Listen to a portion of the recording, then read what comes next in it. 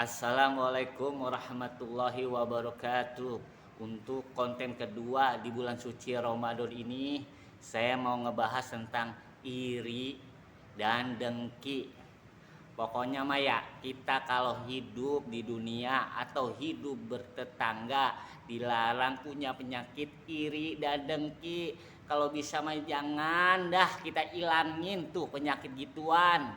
Bahaya, bisa ngerontokin amal ibadah kita.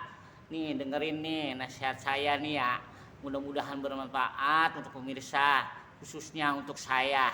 Nih kalau orang punya benda-benda apaan juga, benda-benda apaan, mobil baru atau motor baru, atau besok nih mau lebaran dia punya baju baru, punya sendal baru, pokoknya punya baru semua dah. Jangan pernah iri, kita syukurin yang ada di kita. Misalnya kita belum bisa beli baju lebaran atau belum bisa beli sendal baru, pakai aja sendal yang lama. Apa sama, semua sendal sama baju dipakai juga. Mau yang baru kek, mau yang lama sama, semua dipakai. Pokoknya nah ilangin dah penyakit iri dan dengki, apalagi dengki. Itu kagak boleh pisan ada di diri kita.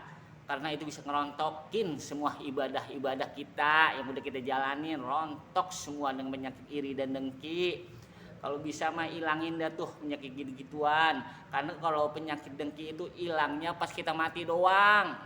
Kalau orang udah iri, udah dengki, bahaya. La ilaha illallah, dia terus ngejatuhin sampai orang tersebut kalah atau jatuh terpuruk. Mudah-mudahan kita semua dijauhkan dari penyakit iri dan dengki ya pemirsa ya.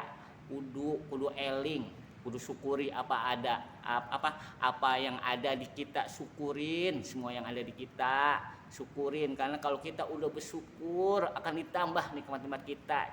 Ilah Bang Jo jadi kayak penceramah ini bukan ceramah, ini mah ngisi-ngisi konten di bulan suci Ramadan biar tambah naik dah. Kalau kata kita mah konten kita udah begitu aja ya pemirsa ya. Assalamualaikum warahmatullahi wabarakatuh.